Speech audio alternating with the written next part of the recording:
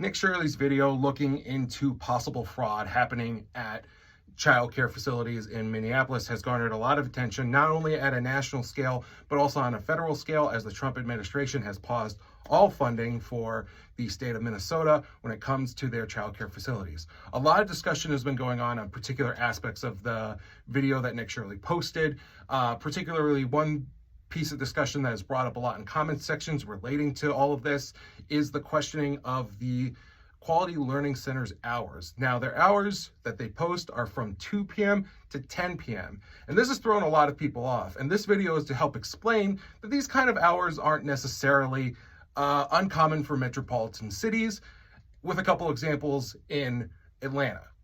To add a little bit more context, in the interview one of the managers gave to a reporter at KARE 11, one of the Techno stations representing Minneapolis. We're also a Techno station at 11 Alive here in Atlanta, so we're kind of collaborating with that.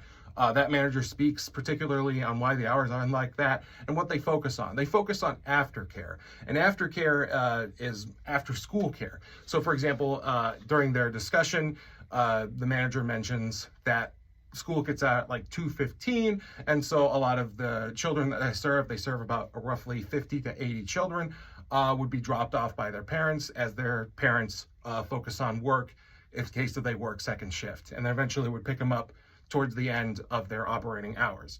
Now, this isn't necessarily uncommon to see daycare facilities focus on after-school care. I tried looking at a few examples here that we have in Atlanta, none that particularly were open from 2 to 10 p.m., but there were enough that had either open until late into the evening or 24-hour programs. So, for example, God's Precious Seeds, which is focused here in Atlanta, it has a 24-hour program.